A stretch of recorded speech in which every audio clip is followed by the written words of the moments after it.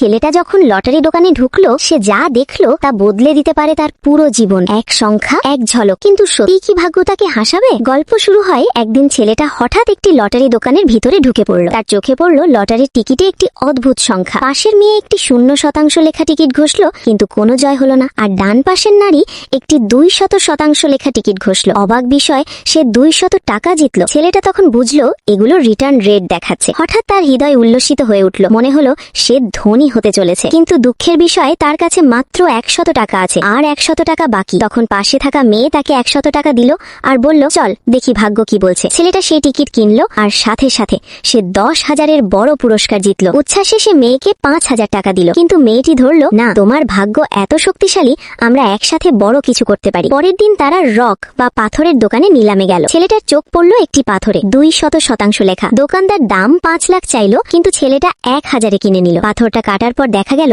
পাথরটি ছিল দারুণ মানের এবং সে বিক্রি করলো 10 লাখ টাকায়। ছেলেটা বারবার দামি দামি পাথর কিনে প্রতি 2 ঘন্টায় 1 মিলিয়ন টাকা উপার্জন করতে লাগলো। শেষ পর্যন্ত নিলামে উঠল একটি সাধারণ মনে হওয়া পাথর, যা সবাই অমূল্য ভেবেছিল। কিন্তু ছেলেটা জানলো এটাই তার স্বপ্নের চাবিকাঠি। সে কিনলো 5 লাখ টাকা দিয়ে এবং পরে বিক্রি করলো 1 কোটি টাকা। সবাই অবাক, কিন্তু ছেলেটা জানলো এটা শুধু ভাগ্য নয়, সঠিক সময়ে সঠিক সিদ্ধান্তের অলৌকিক ক্ষমতার জাদু। এখন ভাবো, তুমি কি কোনোদিন এমন সংখ্যা বা পাথরের দেখা পেয়েছো যা পুরো জীবন বদলে দিতে পারে?